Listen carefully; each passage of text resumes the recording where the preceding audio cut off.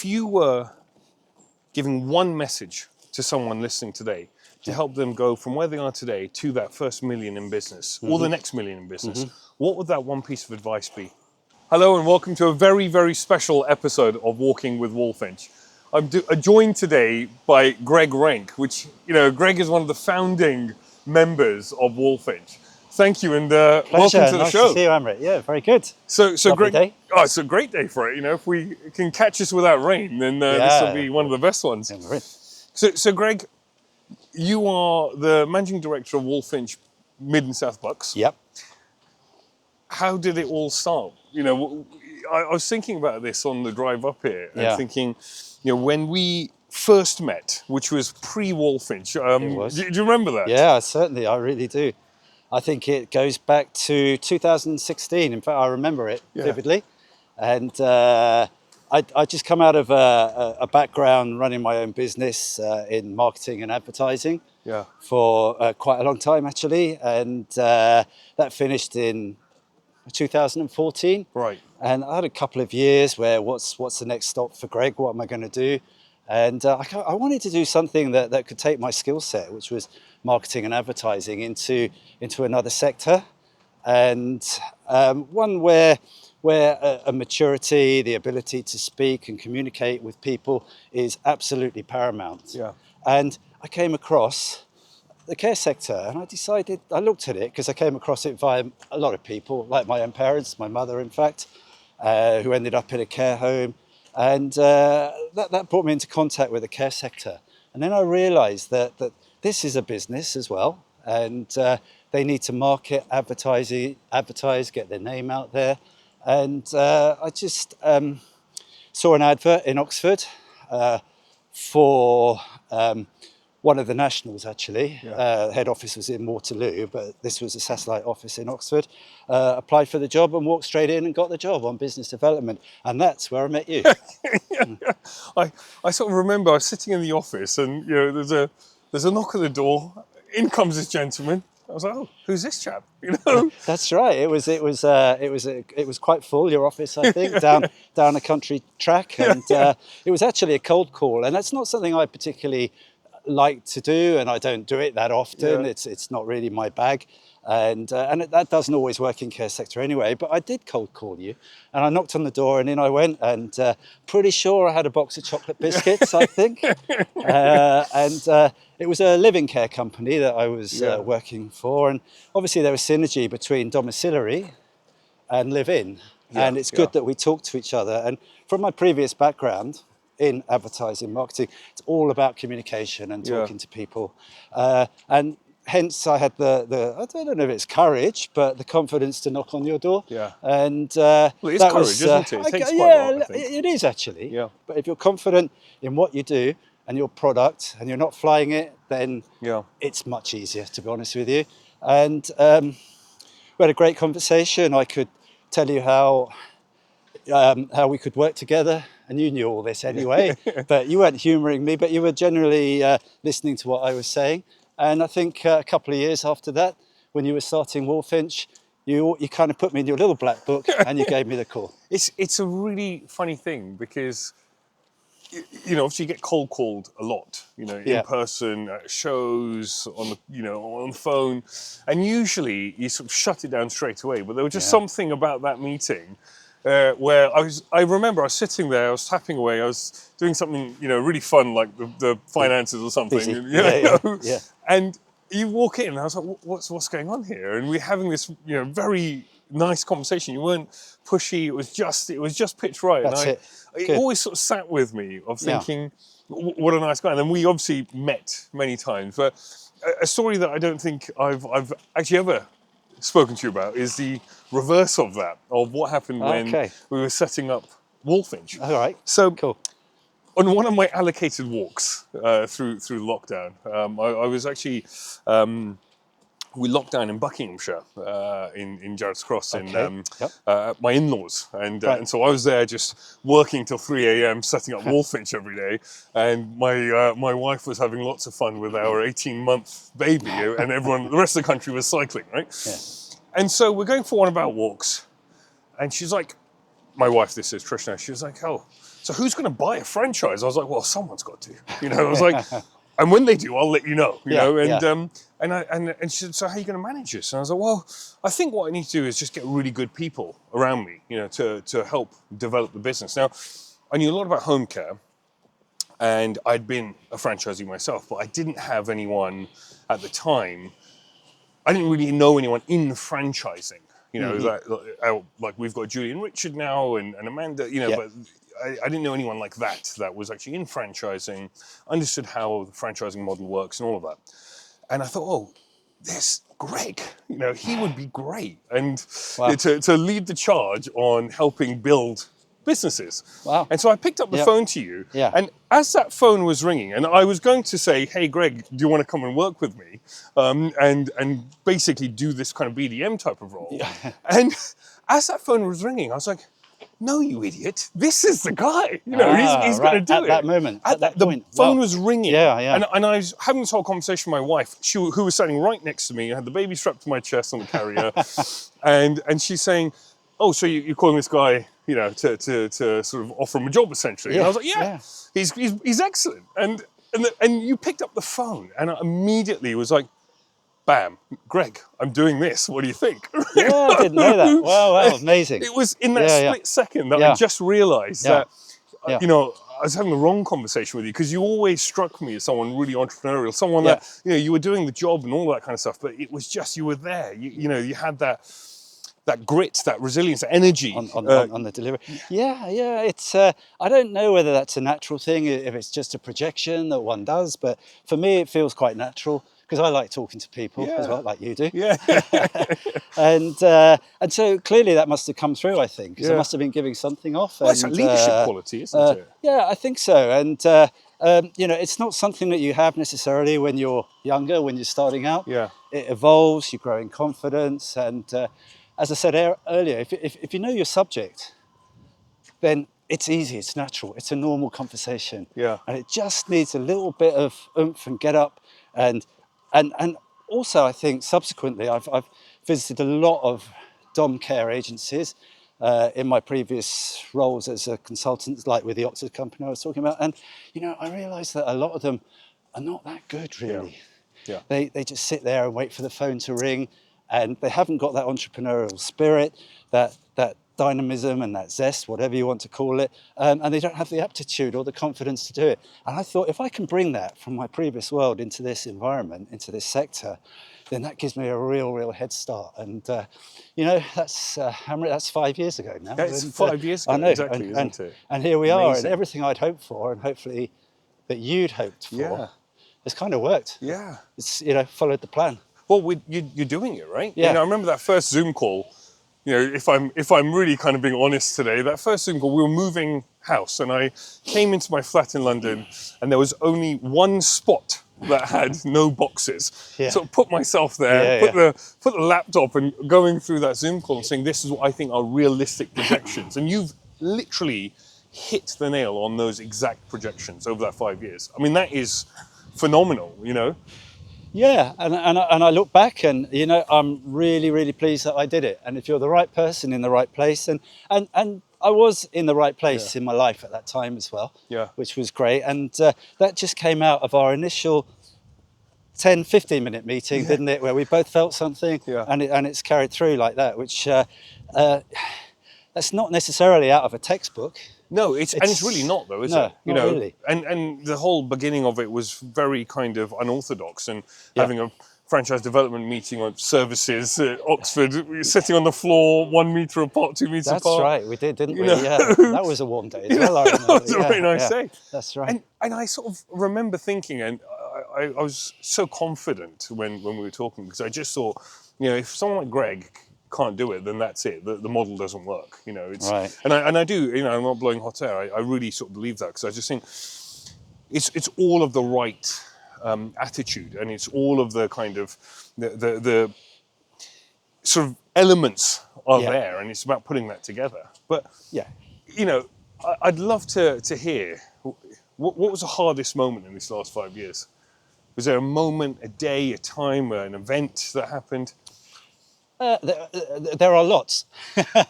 Daily. Not one daily. I mean, it's not an easy business. What business is? If you Yeah. think any business is easy, then you shouldn't be in business. You know, you've got to drive it, you've got to work at it, and there's always issues. But the care sector is 24/7. Yeah.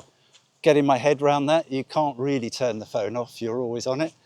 I think one of my key drivers is coming away from care delivery, but it's more a business driver, and that was my cash flow. Yeah. And absolutely ensuring the cash flow, not overextending, Yeah. not borrowing too much. I'd got, you know, fair way through my working life. I didn't want to go too negative and lose too much money. And actually, we did the 5-year projection, 3 years, and put it out to 5 actually. But the first year, you said, Craig, it's going to make a loss.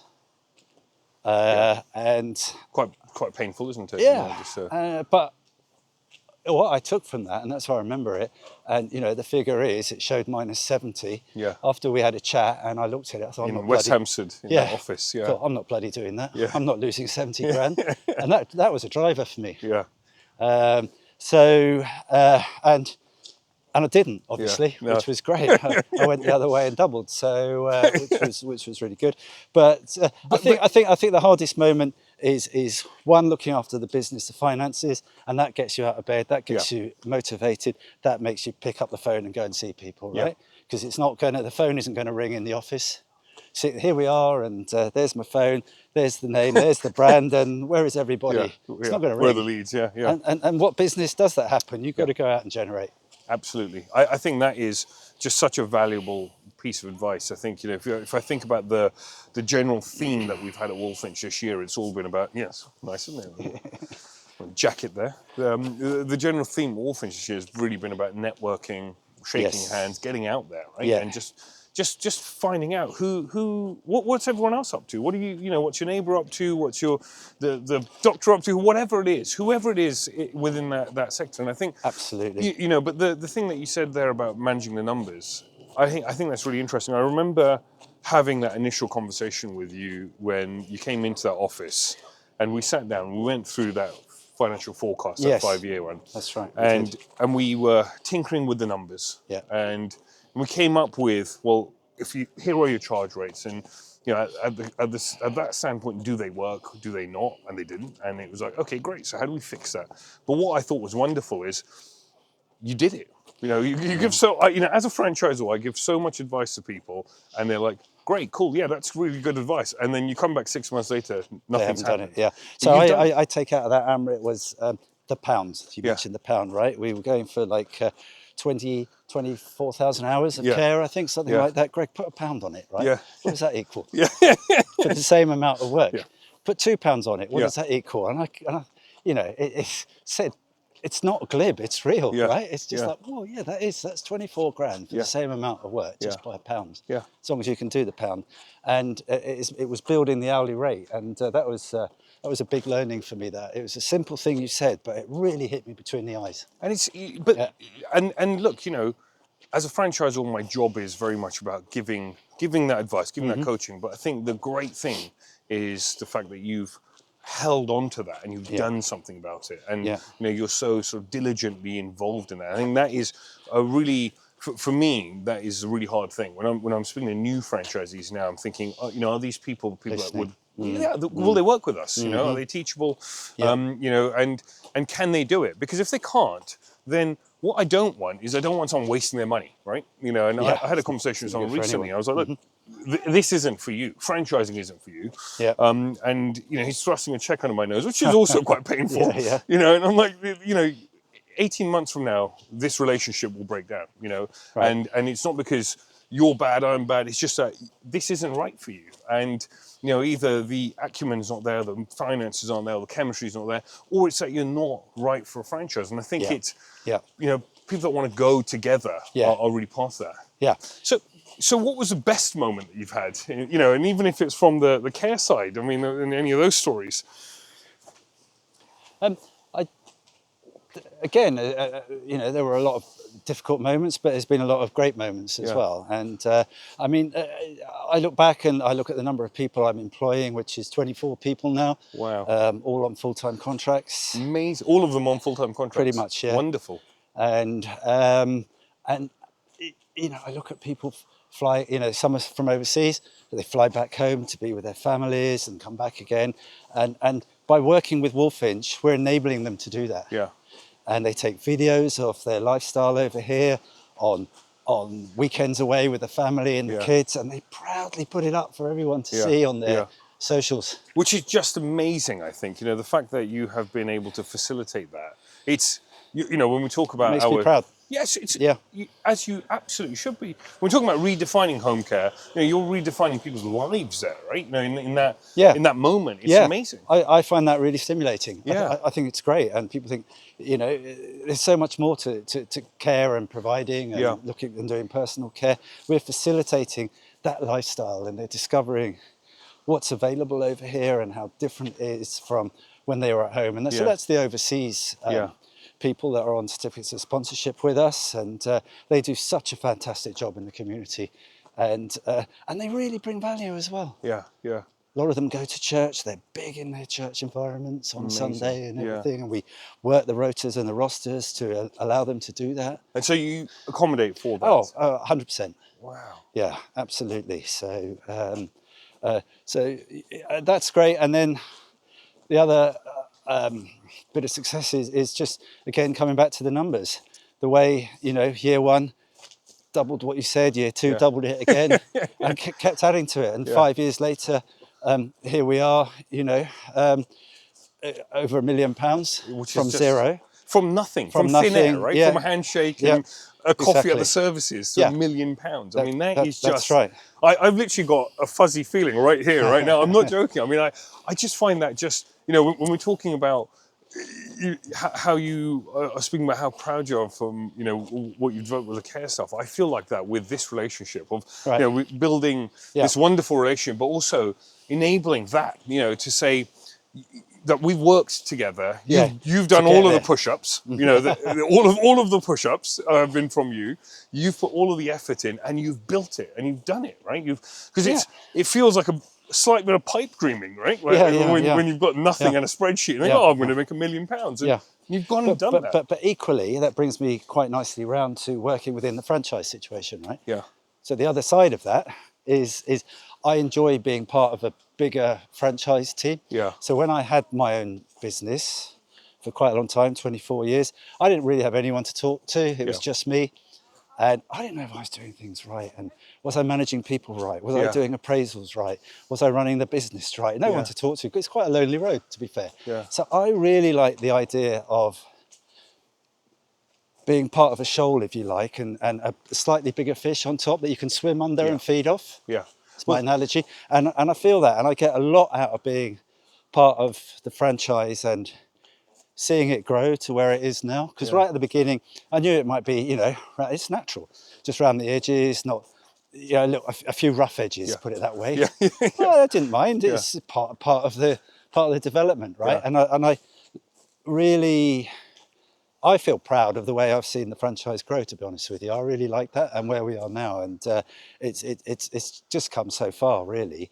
And as long as you follow the plan, the process, and go with it. And a long time ago, I thought, if I'm going to do this, I'm doing it. I'm not going to be antagonistic and fight it, saying that's wrong, this is wrong, or that. Just go with it and follow it. And so, getting a bit back from you, I guess, that's worked for me. Yeah. I think, that's just such a great way to put it, because I often feel about franchising, it's about being in business for yourself, not by yourself. And I think it's, going together with that group of saying, what's going on over there? We've got Tracy that we just met earlier from Kingston. What's working on? You're doing a lot of live-in care. Talk to me about that. What are the issues and so on? And, just working together, I think, is really, really cool. I mean, even in how you manage staff. I mean, I think you've got this wonderful registered manager and, and I've seen you develop as this just great leader in that branch, and someone that they can really hang their hat on. And I wonder if you could talk a little bit about leadership in care and how you've seen your change and things that have worked for you and things that maybe other people in the care sector could learn from. Yeah, I think management and leadership is, for me, it's very much about enabling people and having people on board that I can trust, recognize who's going to do a job for me, because it can't all be down to one person, right? You need a team around you, and whether that's a sports team or you in business, you need strong players and people around you. And from the word go, I invested in my registered manager. You did? Yeah. Key appointment, and wanted and she's to still here 5 years later. Is, and this morning she just had another pay increase. She might want to edit, but very, very happy to give her that. She owns it. She deserves it. Right? Yeah, no, absolutely. And well, she's wonderful. And she's really been great. And I've really not micromanaged that situation. Yeah. But I'm always there. I'm on the deck, right, keeping the ship in the straight line. Yeah. And just pointing the finger when I need to, and reeling it in when I need to, and that's how I see management. And hasn't always worked. Like any world you work in, some people in senior positions haven't been right for us, and they're not with us anymore. And we've moved on, and I have a really good, strong management team right now that I can trust, and my RM can trust as well, which is freeing her up, because for the first 5 years we really put it in, both of us, to be fair, and we still are, but in a different way, because we can ask for things of our senior team to be done, whether it's compliance, doing something on Birdie, our management system. If she asks for it, she knows it's going to be done. And it hasn't always been like that, but that's really put the business in a good place. And when we go to the office collectively, we all kind of look forward to going there, to be honest with you. And it's a great atmosphere. Oh, it's a good atmosphere, and we do the cakes and cream cakes and biscuits. And I bought more expensive cakes than you last week, and all of that kind of stuff goes on. So it's a good atmosphere in the office at the moment, in sometimes quite a stressful sector. Well, it is actually, isn't it? And also, we're always talking about something really serious.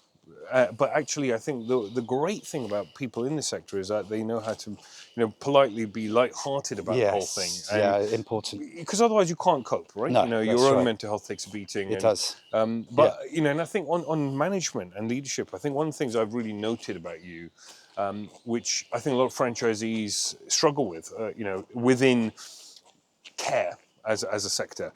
I think a lot of franchisees struggle with being in the trenches. Yeah. And it's a good point. It's kind of how far in those trenches you are. I think you have demonstrated a beautiful balance there of saying, I'm your leader, I'm here, phone me at 8 p.m, I'm there, and I'll help you problem solve. But I won't don the uniform and go out, because then I can't run the business. Yes. And I think you've done that really well. I think others, it takes a bit of time, to sort of, lead. From the front. And that was a conscious decision for me right at the beginning. It is not to get right down in the trench, because if you are, you're not managing, you're not running the business. You're at the cold face, and then your headspace is gone, right? Yeah. And there's a little bit of it, but if you say Tuesday afternoon I'm going to do business development, it doesn't work like that. No. Something will always come in that you haven't on a Tuesday afternoon, and because you're at the coalface and you're running the business. And I think when we started the first year, it was my registered manager, and I was call number 2 when she wanted a weekend off, which she did after 7 weeks in, I thought. And then, so I'm on call, and I was just like, oh my goodness me, and that phone was like the enemy. And I just that first year and the first couple of years, I really wanted to reinvest any money we made to build a management team.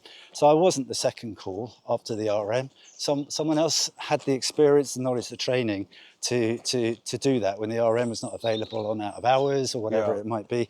And here we are 5 years on, and I think there's in that chain now, I would be call number 5. Which is, that is... Which means I'm not really getting the call, right? A huge achievement, I think, and it's kind of, I often think, if it's snowing out, am I going to get phoned, right? And if I'm not, then I've got a great team. Yeah, You know? exactly. And a great team you can trust. Yeah. And you know that when you're back in the office, and if something happens on the weekend, as often it does, you want to know on a Monday morning. You don't want the call on the weekend necessarily. Yeah. Of course you do, because you're always looking at your Yeah. phone. But you don't, Greg, can we fix it? You want to know on a Monday morning, such and such happened, and this is how we fixed it, Craig. Yeah. That's what you want to know, right? That's it. Yeah. Because also for you, you know, you're still a person, you're still human, and you still need that downtime to be present for your team. And if you're just getting nailed 24/7, that's a problem within itself. But at the beginning you are Yeah. nailed 24, and that goes with the territory. Yeah. And anyone that's thinking about starting a franchise really needs to understand that. Truly, Because if you're backing off from it, it's not. Yeah. It's you. You're leading from the front, and you're building respect by doing that as well, aren't you? Absolutely. And I still am, even though I sound call number 5.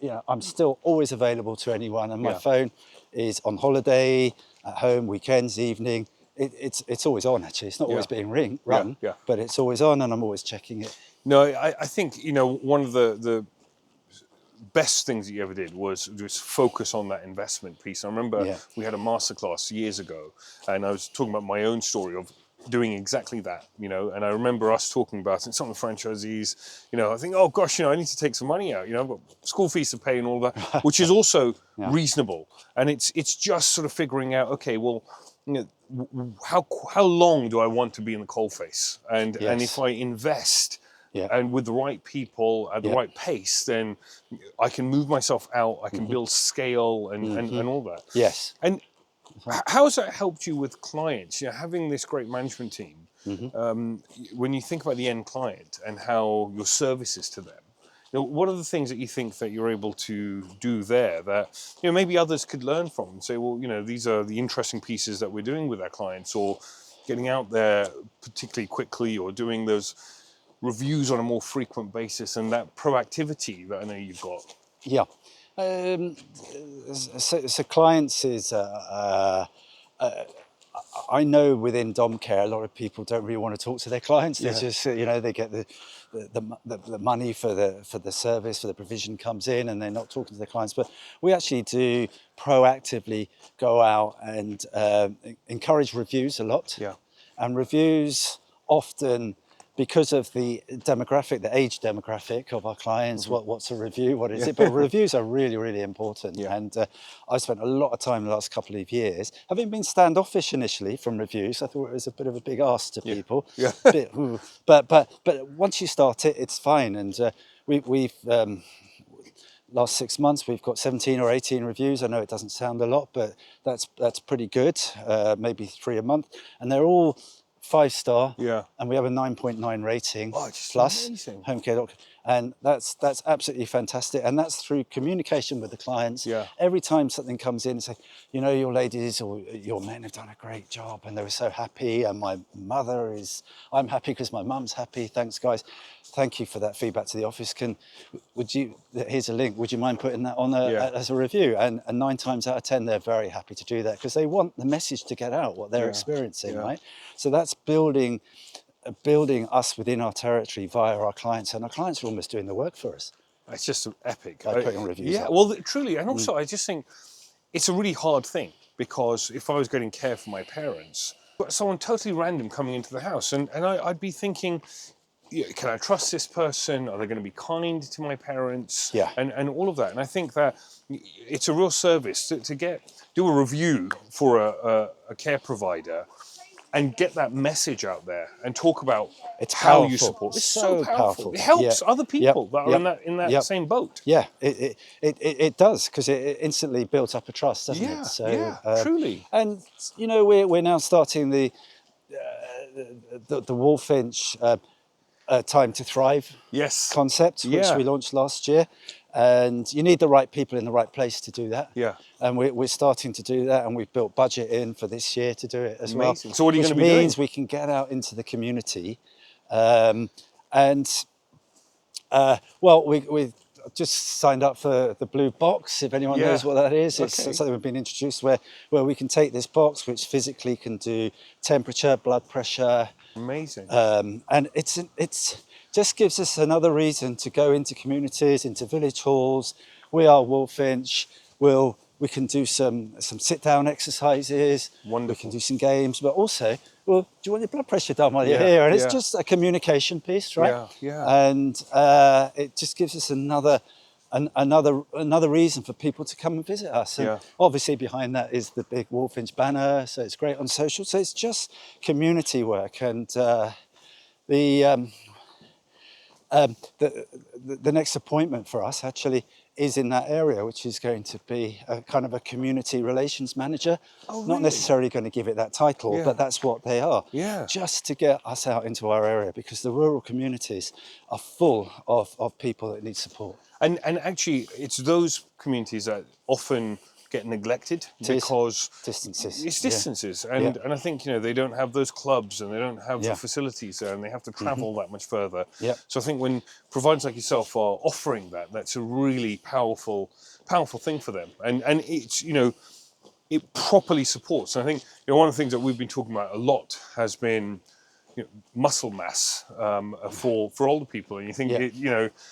everyone laughs. I was with my parents over the weekend. I was like, "Are you taking your protein shakes and hitting the collagen?" They're like, "Yep, Oh, really? got the powder." I was like, Hey, "Okay, great. we need to reduce Yeah. the speed of muscle mass deterioration, Yeah, right?" And it's got them on the weights routine and all of that, because actually, my dad's 75, mum's 70, and at that sort of stage, you really want people to think, okay, can I carry on trying to maintain my standard of living, my mobility, and so on for the next 20 years? Yeah. And how do I do that? And I think our relationship with the Royal Osteoporosis Society has been really powerful with that. I think you're doing a part of the National Walk, aren't you? I am actually, yes, signed up for that, but all good, Yeah. It's all community, getting out there, getting Walfinch at the forefront, right?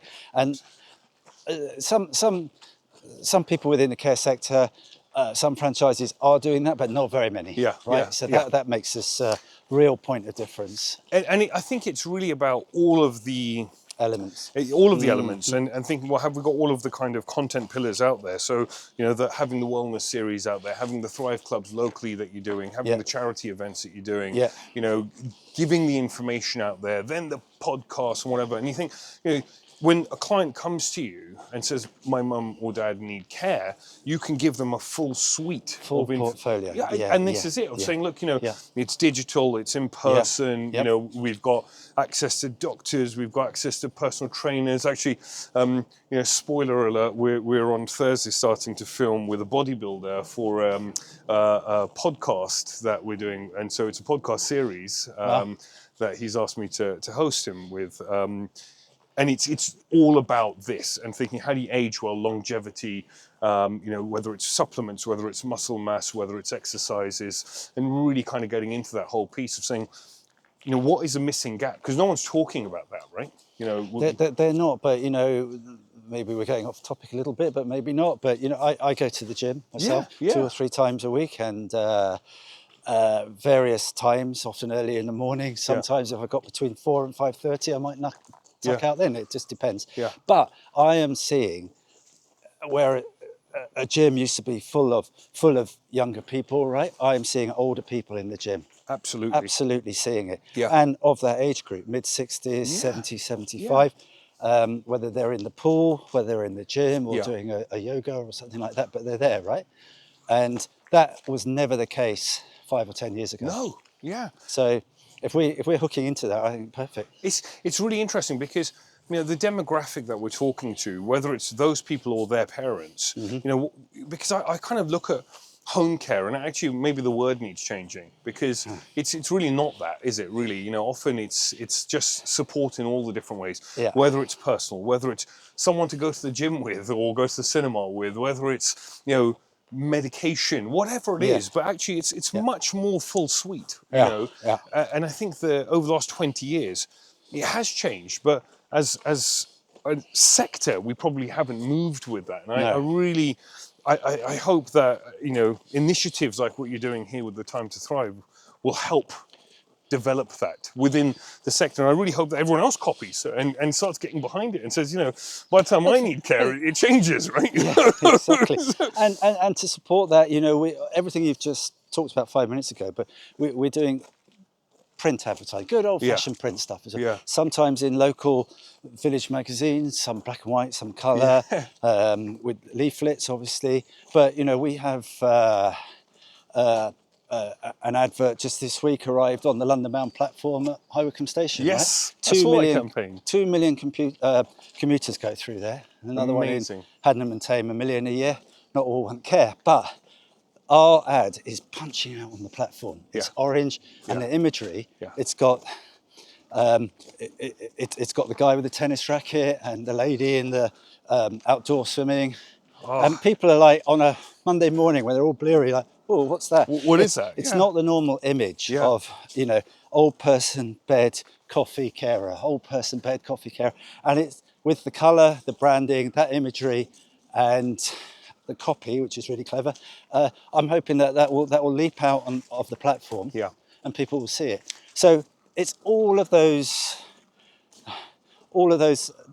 verticals all come together to create the marketing suite, right? And that's it. And I think we're just talking to a different person. You know, someone in their 70s and 80s today is not the same person that was in their 80s 20 years ago. No. And I think that is the point. You know, these people we're talking about thriving, not surviving. You know, it's not that final chapter. Yeah, that's you know, right. It's a good one. It's and really... it is the families. Just sorry to come back. And so those platforms have advertise for the families, not the old person who go to work. Exactly. Obviously, it's for their families to see that. I'm looking for that for mum and dad. Yeah, that's it. You know, that resonates with my parents. Right? It does, yeah. So and I think that's really wonderful. Greg, I've really enjoyed today. Thank you so much. And you won Franchisee of the Year award last year. I did, yeah. Very proud of that. Yeah, so's my team as well, because it's all down to them. It's really. And that's proudly up in the office on the shelf, and it's on all our marketing. It's on our website, and it's on the leaflets. It's everywhere. And the team did that, and they're really, and I tell them that weekly. That's you guys. It's and hugely deserved. If I look at that journey over all of these years, but the way I usually end these podcasts is by asking a question. The question is, if you were giving one message to someone listening today to help them go from where they are today to that first million in business, or the next million in business, what would that one piece of advice be? Yeah, I mean, to sum that up neatly is difficult, but it's courage. Yeah. And believe in yourself. And I think I've said it before, but I'm nicking the tagline, but it is just do it. Yeah, absolutely. Thank you very much, Greg, Thanks, and mate. a huge pleasure. Yeah, very good. Thank you. And thank you very much for tuning in. And until next time, I hope you enjoyed listening as much as I enjoyed filming.